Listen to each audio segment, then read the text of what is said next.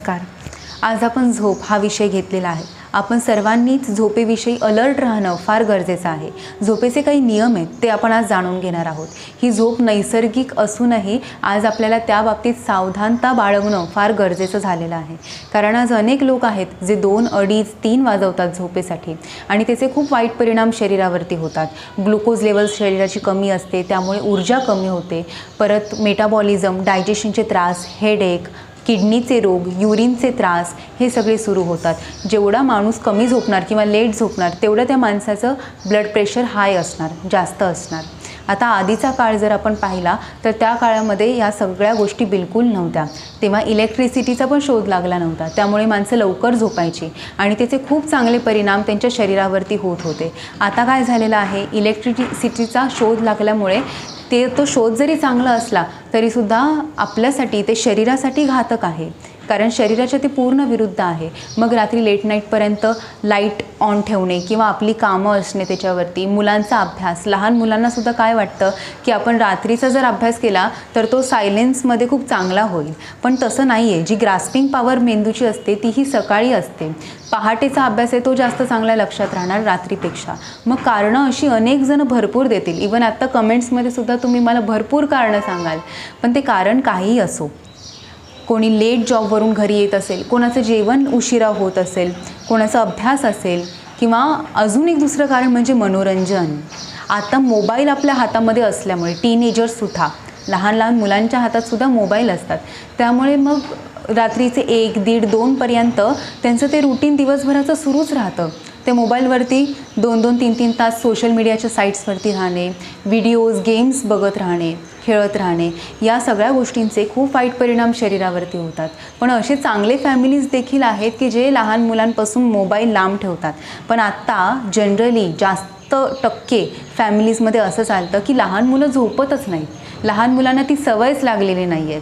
आता जेव्हा एक महिला प्रेग्नंट असते त्याच्या अगोदरच्या काळामध्ये तिची झोप खूप चांगली असते. पण आफ्टर प्रेग्नन्सी जेव्हा ते मूल झोपत नाही तेव्हा काही वर्ष ते मूल थोडं मोठं होईपर्यंत ठीक आहे, पण त्यानंतर तिने चेंजेस आणले पाहिजे. त्यामुळे बायकांची सुद्धा झोप आहे ती बऱ्यापैकी आत्ता कमी झालेली आहे किंवा लेट झोप लागते. तर अशा वेळेस आपण काय करायला पाहिजे, तर लवकर झोपण्याची सवय लावायला पाहिजे. कारण रात्री जे कुठल्याही कारणामुळे आपल्याला उशिरा झोप घ्यायची वेळ येत असेल तरीसुद्धा त्याच्या शरीरावरती काय परिणाम होतात. मेलाटोनिन हा हॉर्मोन आहे, जो हॉर्मोन सूर्यास्त झाला की त्यानंतर सेक्रेट होत असतो.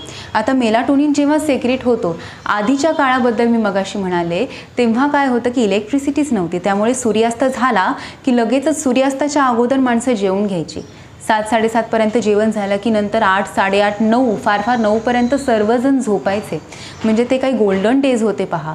9ला झोपून सकाळी 4ला उठणं, मग सकाळी पहाटे लवकर उठल्यामुळे कामकाजही खूप चांगलं व्हायचं, कर्म व्हायचं आणि त्या जीवाला चांगली शांत झोप लागायची. आणि आत्ता ही शांत झोप पूर्ण नाहीशी होत चाललेली आहे. कारण जेव्हा गाढ झोपेची वेळ असते मध्यरात्री 2, 2:30, 3 त्यावेळेस माणूस झोपतो. आणि झोपेचे 4 स्टेजेस असतात. स्टेज 1, स्टेज 2, स्टेज 3, स्टेज 4 असे ते स्टेजेस असतात. ही गाढ झोप जी आहे ती स्टेज 3 आहे. स्टेज 1 आणि स्टेज 2 ह्या स्टेजेस अशा आहेत की आत्ता मी जशी पूर्ण जागृत आहे. पण स्टेज 1 म्हणजे काय की आता मला झोप लागणार आहे. मेलाटोनिन या हॉर्मोनमुळे आपल्याला झोप लागत असते. या हॉर्मोनमुळे माणूस झोपी जातो. म्हणजे शरीरामध्ये हॉर्मोनचं जे सेक्रेशन आहे ती किती महत्त्वाचं आहे पहा. आणि हे सेक्रेशन्स ते योग्य वेळेत होण्यासाठी एक सर्काडियन रिदम असतो, ज्याला आपण बायोलॉजिकल सायकल म्हणतो. तो सर्काडियन रिदम म्हणजे आपलं शेड्यूल. तर ह्या आपलं शेड्यूल, तो रिदम एक चांगल्या पद्धतीने सुरू असायला पाहिजे. त्याविषयी आपण नंतर बोलूच. पण हा जो वेळ आहे ना, तो कुठला वेळ घेणं महत्त्वाचं आहे ते आपण जाणून घेऊयात. आता जेव्हा हे स्टेज 1 आणि स्टेज 2 असते, ते 2 स्टेजेस असे आहेत की आता झोप लागणे म्हणजे स्टेज 1, झोपी जाणे म्हणजे स्टेज 2. पण या दोन्ही स्टेजेसमध्ये आपण लगेच जागृत होऊ शकतो. कुठल्या भांड्यांचा आवाज झाला किंवा मोबाईलची रिंग वाजली तर आपल्याला लगेच जाग येते. या 2 स्टेजेस आहेत ते स्टेज 1 आणि 2. आणि त्यानंतर जी स्टेज 3 आहे त्याला आपण गाढ झोप असं म्हणतो. गाढ या शब्दामध्ये सगळं आलं. पूर्ण तो जीव शांत असतो. त्याला कुठलाही डिस्टर्बन्स होणार नाही, कुठलाही आवाज ऐकू येणार नाही, मनात कुठलेच विचार सुरू नसतात. आणि झोप ही सगळ्यात मोठी रिकव्हरी आहे माणसाची. सगळ्यात मोठी रिकव्हरी. अख्ख्या दिवसभरात केलेले काम, केलेले कष्ट, केलेले विचार या सगळ्यामधून जी रेस्ट शरीराला आणि मेंदूला आवश्यक असते ना, ती ही झोप देत असतं. आणि त्यातूनही या झोपेमधली थर्ड स्टेज म्हणजे गाढ झोप. आणि गाढ झोप ही तिसरी स्टेज आहे, ज्याचा टाईम आहे हार्मोन्सनुसार. तो टाईम असा असतो की 2, 2.5, 3 ते 3:30पर्यंत, 4पर्यंत. आणि स्टेज 4 असते, त्याला आपण ड्रीम म्हणतो, स्वप्न. स्वप्नावस्था कशी असते की हीच जाणीव आहे जी आत्ता जागृती अवस्थेमध्ये आहे, हीच जाणीव निद्रेत जाते, निद्रेनंतर गाढ झोपेत जाते आणि त्यानंतर ती स्वप्न अवस्था येते. स्वप्न अवस्थेत कसा येतो परत माणूस? ही जी जाणीव आहे जी पूर्ण शांत झालेली असते गाढ झोपेमध्ये, ती शांत झालेली जाणीव परत जागृत अवस्थेमध्ये येत असताना आपल्याशी, म्हणजे आपण ज्याला मी असं म्हणतो, मी श्रुती, मग माझा अहंकार, माझी ती उंची, माझं शरीर, माझा चेहरा, या सगळ्या गोष्टीच्या अंतर्मनात दडलेल्या असतात, त्या सगळ्या झोपेत येतात. त्यामुळे झोपेत आपण स्वतः असतो आणि मग ती सिच्युएशन जी आपल्या अंतर्मनात तयार झालेली असते ती आपल्याला ड्रीममध्ये म्हणजे स्वप्नामध्ये येत असते. तर अशी ही जाणीव लगेच परत जागृती अवस्थेमध्ये येत असते. अशा या 4 स्टेजेस आहेत.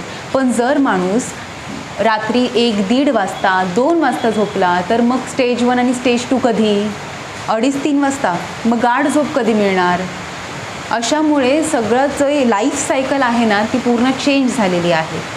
लहान मुलांबाबतीत कसं होतं की मोबाईलची एकदा लत लागली, जसं मगाशी सांगितलं, एकतर मनोरंजन आहे किंवा महत्त्वाकांक्षा आहे, स्ट्रेस. आता आम्हाला झोपायचं आहे पण झोपच लागत नाही. अशा वेळेस काय करावं? स्ट्रेस हा जो प्रकार आहे, खरं तर हा स्ट्रेस आपल्यामध्ये नाहीच, आपण ओढावून घेतलेला प्रकार आहे. आपण लहानपणी असे होतो का? लहानपणीची झोप म्हणजे किती मोठी ऊर्जा. लहानपणी बाळं 18 तास, 16 ते 18 तास झोपतात. त्यानंतर थोडी थोडी मोठी होत जातात तशी त्यांची झोप कमी होत जाते. मग 12 तास, 12 तासानंतर जी 8 ते 10 वर्षाची मुलं आहे त्यांची नीड आहे शरीराची ती 8 ते 10 तास. आणि मग 18 वर्षापर्यंतची जी मुलं आहेत त्यांची नीड आहे मिनिमम 8 आवर्स, 8 तास ही त्यांची नीड आहे शरीराची. आणि ती पण गाढ झोपेसहित. कारण प्रत्येक स्टेज जी आहे ना मगाशी सांगितली ती प्रत्येक स्टेज 70 मिनिट ते 120 मिनिट असे तो स्पॅन आहे. प्रत्येक स्टेजला तेवढा वेळ लागतो त्या जाणीवेला एका ठिकाणावरून एका स्टेजमधून दुसऱ्या स्टेजमध्ये जाण्यासाठी, हळूहळू हळूहळू जीव शांत करत जाण्यासाठी, मेंदूतले विचार सगळं बंद होण्यासाठी, हा अलर्टनेस क्लोज होऊन पूर्ण सबकॉन्शियसली रिलॅक्सेशन मिळण्यासाठी तेवढा वेळ लागतो. आणि त्यामुळे 8 आवर्स ही झोप 18 वर्षाच्या मुलांपर्यंत ती महत्त्वाची आहे. 18 वर्ष ते 60-65 वर्ष हा जो वयोगट आहे त्यांच्यासाठी मिनिमम 7 आवर्स, 7 तासांची झोप आवश्यक आहे. आणि मग नैसर्गिकरित्या 65च्या नंतर हळूहळू झोप कमी होत जात असते. आणि ही जशी झोप कमी होत जात असते त्यानुसार मिनिमम 6 आवर्स, 6 तास तरी झोप माणसाला हवी आफ्टर द 60. आणि आता कसं झालं आहे, एकदम प्रॅक्टिकली आपण विचार केला तर माणूस हा 5 ते 6 तास झोप घेतो जनरली. आता पुढे पण अशी माणसं आहेत की जी रात्री लेट झोपतात पण सकाळी पण लेट उठतात. मग मुलं ज्यांची शाळा दुपारची असते किंवा कॉलेजेसमध्ये जाणारी मुलं ज्यांचं कॉलेज दुपारचं असतं, मग त्यांना सकाळी लवकर उठवत नाही किंवा उठण्याची सवय नाही किंवा उठायला पाहिजे याची जाणीव नाही.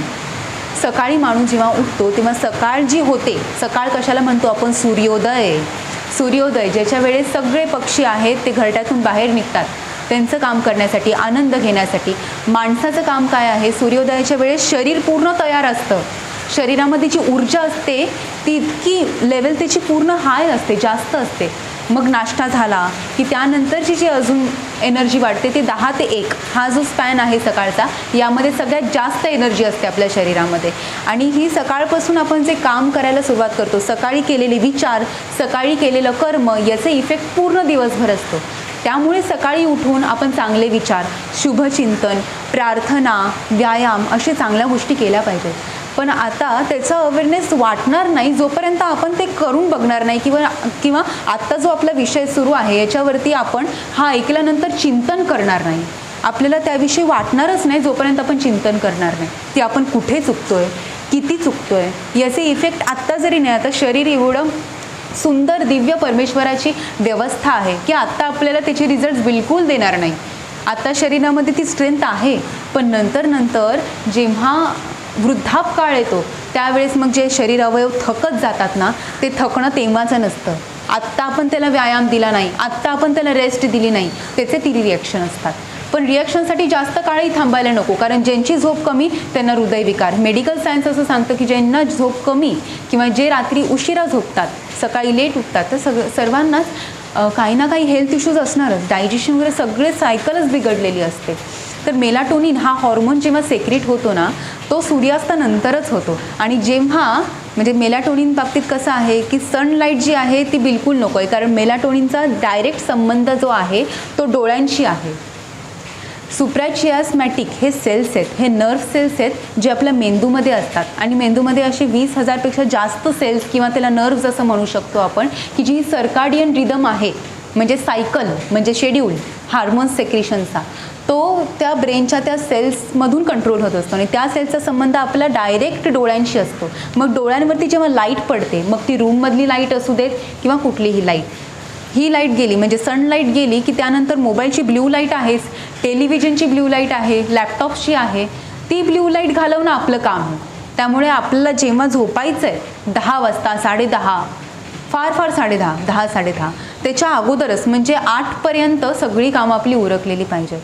आता आपण अनेक कारणं असतात आपल्याकडे की मी घरीच उशिरा येते, जॉबवरून उशिरा मी घरी पोचतो किंवा पोचते, तर मी नेमकं मग कसं करावं, जेवण कधी, झोपायचं कधी. तर या सगळ्या झाल्या आपल्या महत्त्वाकांक्षा. आपल्या शरीराला माहीत नाही की आपण कोण आहोत, कुठल्या पदावरती काम करतो, आपण किती वाजता घरी येतो, आपल्यावरती किती जबाबदाऱ्या आहेत, आपण किती कष्ट घेतो या बाबतीत, आणि आपल्याला काय मिळवायचं आहे या बाबतीत आपल्या शरीराला ठाऊक नाही. या सगळ्या गोष्टी आपल्या मनाच्या आहेत. त्यामुळे आपण कुठल्याही पदावरती काम करत असो, आपण कोणीही असो, शरीराच्या बाबतीत अलर्ट राहणं आणि चेंजेस करणं हे अत्यंत गरजेचं आहे. आता काय हळूहळू तुम्ही चेंज करू शकता की रात्रीचं जेवण बंद करून टाका. रात्रीचं जे जेवण आहे ना, ते जर तुम्हाला झोप मिळणार नसेल, जेवल्यानंतर मिनिमम 2 आवर्सचा गॅप पाहिजे मिनिमम, आणि ॲटलिस्ट 3 आवर्स, आणि खूपच चांगलं जर 4 तासांचा गॅप असेल तर.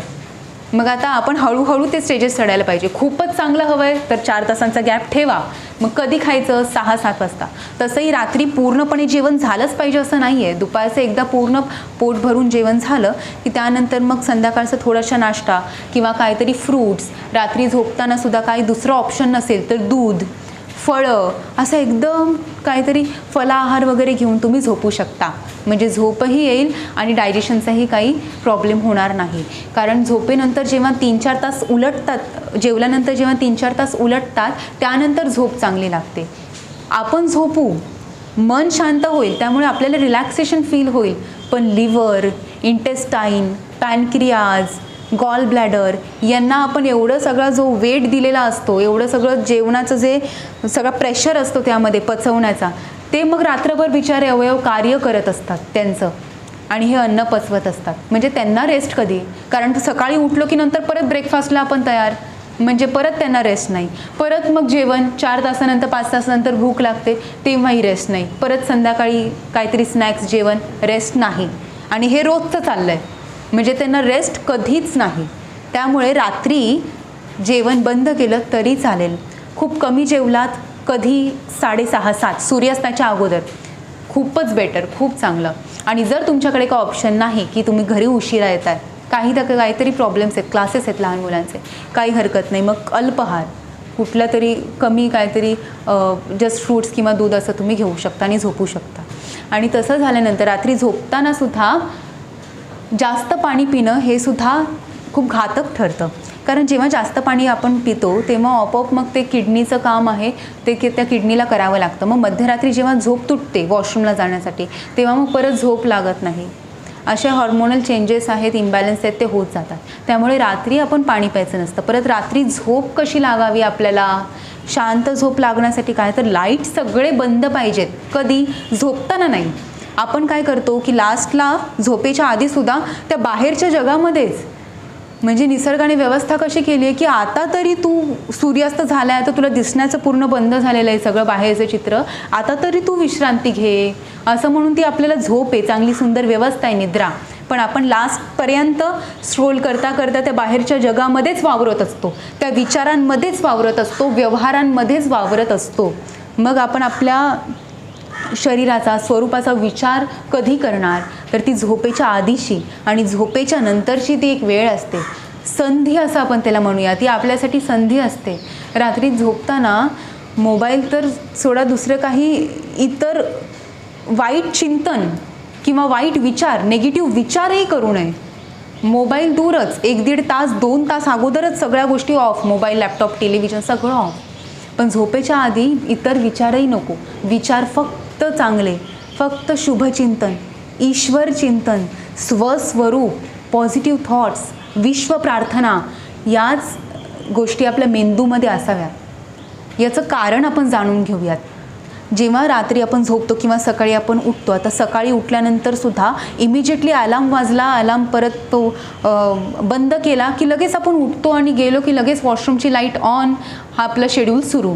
पण ते मध्ये जे ब्रेनचे जे स्थिती आहे ती अशी चेंज होत असते ना, ते ऑब्झर्व करण्यासारखं आहे. आता पहिलं जे उद्या तुम्ही झोपून उठाल ना, तेव्हा ऑब्झर्व करा. आत्ता झोपी जाल रात्री तेव्हा ऑब्झर्व करा आणि ऑब्झर्व केलं की त्यातून शिका आणि मग रोज ते कंटिन्यू करायला लागायचं. एकदा अनुभव आला ना आपल्याला चांगला की त्याला धरून राहायचं आणि तीच सुंदर सवय आपल्याला आणि आपल्या घरातल्या सर्वांना ती लागू द्यायची. सकाळी जेव्हा आपण झोपेतून उठतो तेव्हा ब्रेनची स्थिती काय असते, ब्रेनमध्ये जे वेव्ज सुरू असतात ना त्याला म्हणतात डेल्टा वेव्ज, म्हणजे ते पूर्ण शांत. हे पहा, एक क्षण असा असतो की आपण झोपेतून उठलो की आपल्याला काहीच आठवत नाही की मी कोण, माझं नाव काय, मी कुठल्या जागेवरती आहे, माझं काम काय, आपला अहंकार, हे काहीच आठवत नाही. तिथे माणूस फक्त माणूस, मनुष्य म्हणून असतो. तिथे सत्स्वरूपामध्ये, सात्विक भावामध्ये तो असतो. त्याला म्हणतात डेल्टा वेव्ज, ब्रेनची ती स्थिती. त्यातून मग पुढे ब्रेनचा प्रवास असा होतो की थेटा वेव्ज, म्हणजे अशी स्थिती असते त्यामध्ये की सगळं जाणीव होते. हळूहळू माणूस जाणायला लागतो. म्हणजे ही जाणीव ती जागृत अवस्थेमध्ये हळूहळू येत असते. त्यानंतर मग जी स्टेट आहे ती आहे अल्फा वेव्ज. अल्फा वेव्ज कशा आहेत की त्या ठिकाणी आपल्याला भान असतं मी कोण, मी कुठे आहे, काय आहे, पण तरीही शांत असतो जीव. सगळं माहीत असतं पण तरीही तो जीव शांत असतो. आणि त्यानंतर जी आत्ता जागृत अवस्था आहे ना, तुम्ही जी ऐकताय, मी आत्ता बोलते, पूर्ण अवेक अशी अवस्था, लार्ज अवेक ज्याला आपण म्हणतो, अलर्टनेस, ते आहे बेटा वेव्सची. म्हणजे ब्रेनची तेव्हा स्थिती असते ती बेटा वेव्सची स्थिती असते. तर आता ही अल्फा आणि थीटा जी स्थिती आहे ना, त्या स्थितीमध्ये आपलं कनेक्शन सरळ सबकॉन्शियस माइंडशी घट्ट असतं. आपण सबकॉन्शियस माइंडला आपल्याला हव्या त्या प्रकारे सुसंस्कारित करू शकतो. संस्कार तर होत असतात रात्री झोपताना, सकाळी उठल्यानंतर. ते जे संबंध आहे आपल्या मेंदूचा आपल्या अंतर्मनाशी तो घट्ट असल्यामुळे संस्कार होत असतात. पण आपण जे देऊ ते संस्कार होत असतात. आपण जर मोबाईलवरचे विषय त्याचा संस्कार दिलं किंवा इतर काही वाईट चिंतन, वाईट विचारांचा, इतरांच्या विचारांचं जर चिंतन दिलं तर मग त्याप्रमाणे ती जाणीव संस्कार ती घेत असते. ते सबकॉन्शियस माइंडला संस्कार मिळत असतात. पण जर आपल्या मुखात, आपल्या मनामध्ये ईश्वर चिंतन, नामजप, नामस्मरण, विश्व प्रार्थना, सगळ्यात सोपं काय आहे, विश्व प्रार्थना, की हे ईश्वरा, सर्वांना तू चांगली बुद्धी दे, आरोग्य दे, सर्वांना सुखात, आनंदात, ऐश्वर्यात ठेव, सर्वांचं भलं कर, कल्याण कर, रक्षण कर आणि तुझे गोड नाम मुखात अखंड राहू दे. ही विश्व प्रार्थना आहे, ती पुन्हा पुन्हा ऐका, ती मुखात अखंड राहू देत. आणि ही प्रार्थना जेव्हा झोपताना आणि सकाळी उठल्यानंतर असेल. आता हे आपण कालच्या दिवसापर्यंत केलेलं नाही आहे, त्यामुळे आपल्याला लगेच ते सुरुवात करणं कठीण जाऊ शकतं किंवा करावं असं वाटणारच नाही. पण याला अर्थ काय, अशा अनेक गोष्टी एका कानाने ऐकल्या, दुसऱ्या कानाने आपण सोडून दिल्या. माणसाचं हेच आहे की करिअर बाबतीत, पैसा, संपत्ती या बाबतीत सगळं माणूस खूप अलर्ट असतो. सगळ्याला प्लॅनिंग असते की मी आज काय करणार, उद्या काय करणार, एवढ्या वर्षानंतर काय करणार, सगळे प्लॅनिंग्स. पण ही झोप, आहार, व्यायाम या गोष्टींकडे दुर्लक्ष होतं. कारण ते ऑलरेडी शरीरामध्ये इनबिल्ट आहे, ते परमेश्वराने चांगलं दिलेलं आहे. जोपर्यंत आपल्याला रिॲक्शन भेटत नाही तोपर्यंत आपण त्याच्यातून शिकत नाही. पण एवढं लेट कशाला करायचं, जर आपल्याला आत्ताच हे समजतं आहे तर आपण लवकर ते समजून घेऊन चेंजेस आणायला पाहिजेत. तर ही सकाळी उठल्यानंतर वज्रासनात, पद्मासनात असं बसा, थोडं अंगावरून पूर्ण शरीरावरून असे हात फिरवा, पूर्ण हात फिरवून सर्क्युलेशन आहे ते नॉर्मल करा. नॉर्मल सर्क्युलेशन झालं की थोडेफार लेग स्ट्रेचेस करा, भान घ्या शरीराचं आणि स्ट्रेचेस थोडेसे केले की त्यानंतर मग रेग्युलर शेड्यूलला लागा. किती वेळ लागणार, रात्री झोपताना 10 मिनिटांचा स्पॅन, सकाळी उठल्यानंतर 5-10 मिनिटाचा स्पॅन. एवढं सोपं आहे ते करणं. आता सकाळी ज्याला सर्काडियन रिदम म्हणतात ना, तो असा आहे की रात्री मेलाटोनिन सेक्रेट झाल्यानंतर सकाळी जेव्हा आपण उठतो, उठल्यानंतर 7-7:30च्या दरम्यान म्हणजे पूर्ण सूर्योदय झाला, प्रकाश पूर्ण झाला की त्यानंतर मेलाटोनिन सेक्रेट होणं बंद होतं. लक्षात आलं? मग मेलाटोनिन सेक्रेट होणं बंद झालं की हळूहळू आपल्यामध्ये ती स्ट्रेंथ आहे ती पूर्ण राहते. आता आपल्याला या थोड्याफार गोष्टी माहीत असतील ना, तर आपल्याला तो टाईम आहे तो पकडता येईल. टायमिंग विषयी म्हटलं तर बघा, आता रात्रीची जी झोप आहे ना, ती 10 ते 12 हा जो टाईम आहे तो गोल्डन टाईम आहे. 10 ते 12 ही झोप, 12 ते 4मध्ये जी रेस्ट मिळते ना शरीराला, तेवढी रिकव्हरी, तेवढी रेस्ट या 2 तासामध्ये आपल्याला झोप मिळवून देऊ शकते.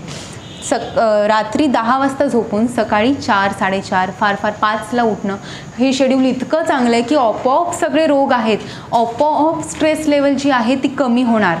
कॉर्टिसॉल हा स्ट्रेस हॉर्मोन आहे आणि कॉर्टिसॉल जेवढा जास्त तेवढा आपल्याला स्ट्रेस जास्त, जेवढा स्ट्रेस जास्त तेवढा आपल्याला प्रत्येक क्रिया करायला अवयवांना जास्त ताकद लागते. डायजेस्ट करण्यासाठी त्या अवयवांना ताकद लागते, विचार करण्यासाठी ताकद लागते. बिकॉज काय, स्ट्रेस ज्या माणसाला असतो तो कंटिन्युअस विचार करत असतो आणि सगळी एनर्जी त्या विचारांना जाते. मग या शारीरिक क्रिया, हालचाली, व्यायाम या सगळ्या सुंदर क्रिया करण्यासाठी माणसाला वेळ कुठे, जेव्हा माणूस कंटिन्युअस विचारांमध्ये असेल तर ही जी रेस्ट आहे ना, ती पूर्ण कॉर्टिसॉल हॉर्मोन कमी करते आणि कॉर्टिसॉल स्ट्रेस कमी करते. मग स्ट्रेस ज्या विषयांचा असतो ना, त्या विषयांमधून आपल्याला सहज सोपा मार्ग बाहेर काढण्यासाठी आपल्या शरीरामध्ये जे एंडॉर्फिन्स हॉर्मोन्स, हॅपी हॉर्मोन्स सेक्रेट होतात ना, ते मनाला मदत करतात. विचार शक्ती आहे ती वाढते, आपली डिसिजन पॉवर वाढते, एकाग्रता वाढते. पॉझिटिव्ह जेवढा माणूस जास्त पॉझिटिव्ह, तेवढं त्या सगळ्या जे त्यानेच निर्माण केलेलं जाळं आहे ना, त्याच्यातून तो माणूस सहज सुटू शकतो. जितका जास्त निगेटिव्ह तो तितकाच त्यामध्ये फसत जाऊ शकतो. तर ही पॉझिटिव्हिटी आहे ती रेस्ट नंतर, एक्झरसाइज नंतर वाढते. सोप्या गोष्टी आहेत, रेस्ट, एक्झरसाइज, चांगला आहार, 3 गोष्टी आहेत त्या आपण घेतल्या पाहिजेत. तर म्हणून रात्री लवकर झोपा, सकाळी लवकर उठा. त्याच्यासाठी डिनर कसं ॲडजस्ट करायचं हे आपण पाहिलं. लहान मुलांचा अभ्यास कसा ॲडजस्ट करायचं हे आपण पाहिलं की रात्री अभ्यास करण्याच्या ऐवजी पहाटे अभ्यास करा, तो खूपच चांगला होणार अभ्यास. आता अजून काही गोष्टी आहेत. आता सर्काडियन रिदमचं कसं आहे की संध्याकाळची जेव्हा 5 वाजतात ना, तो 5चा टाईम असा असतो आपल्या हार्टसाठी की तेव्हा आपली कार्डिओवॅस्क्युलर जी स्ट्रेंथ आहे ती खूप जास्त असते. म्हणजे आपण धावलो की आपलं हार्ट आहे, हृदय आहे, ते आपल्याला पूर्ण सपोर्ट करतं.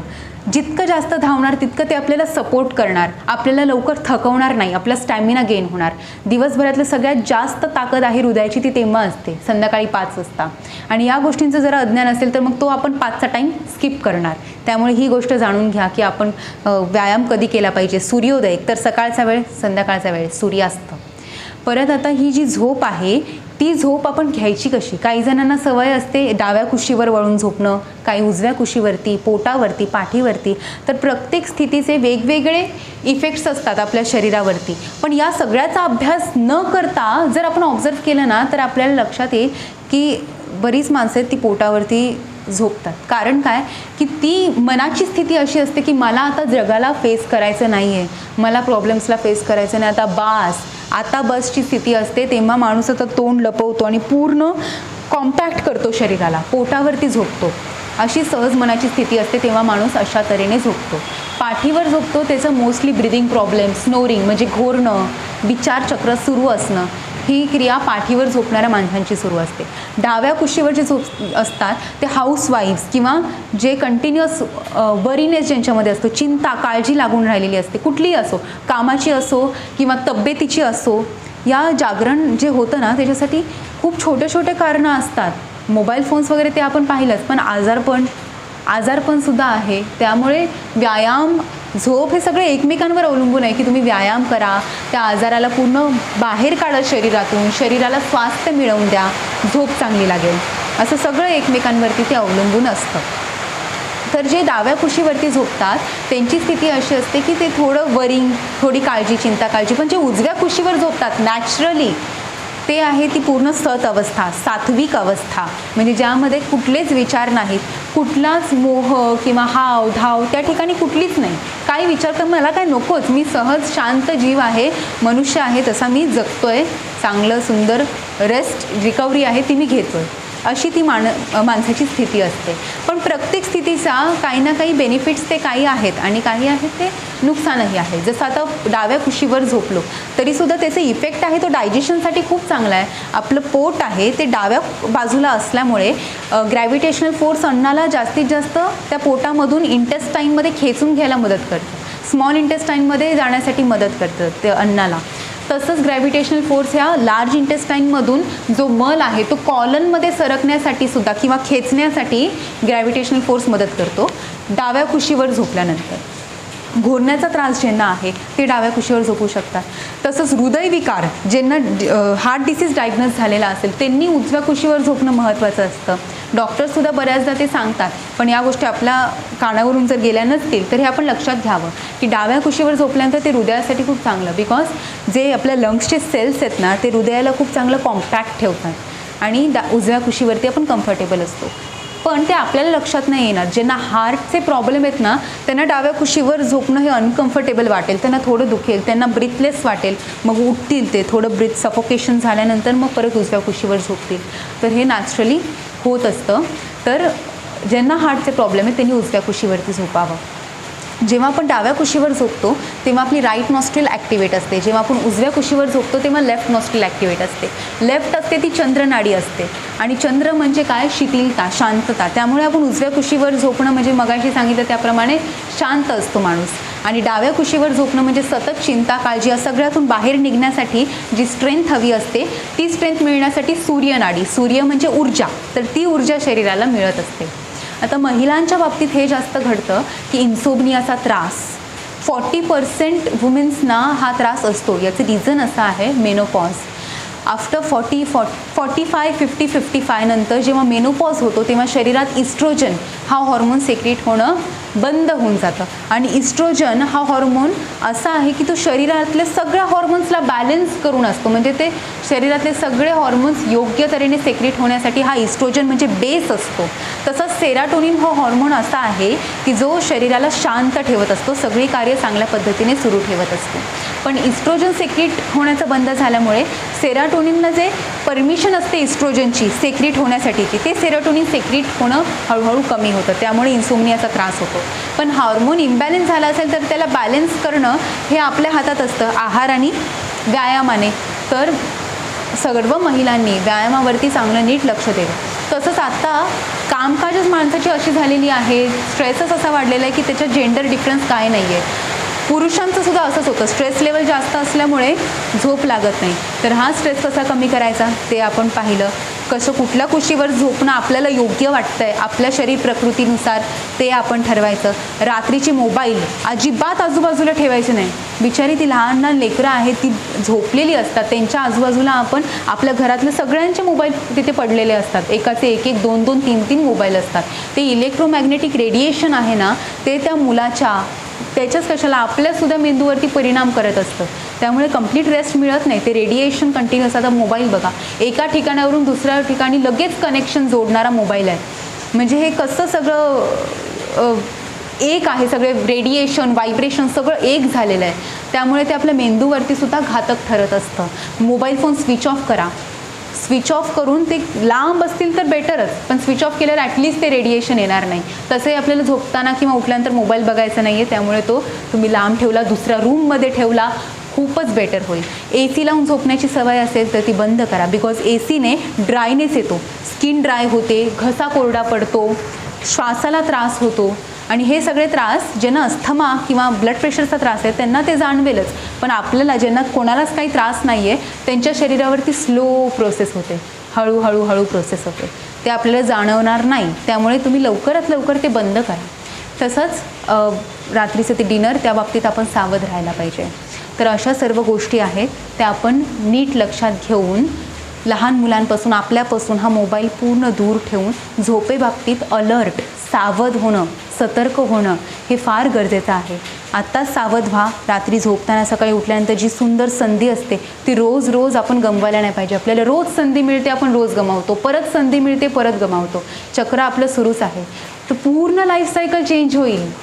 पूर्ण आपल्या मनाची विचार करण्याची जी वे आहे, जे आपली विचार करण्याची क्षमता आहे ती पूर्ण बदलून जाईल. आपण पॉझिटिव्ह होऊ, त्यामुळे स्ट्रेस कमी होईल आणि शरीर पूर्ण सुदृढ राहील. आपलं आरोग्य खूप सुंदर राहील.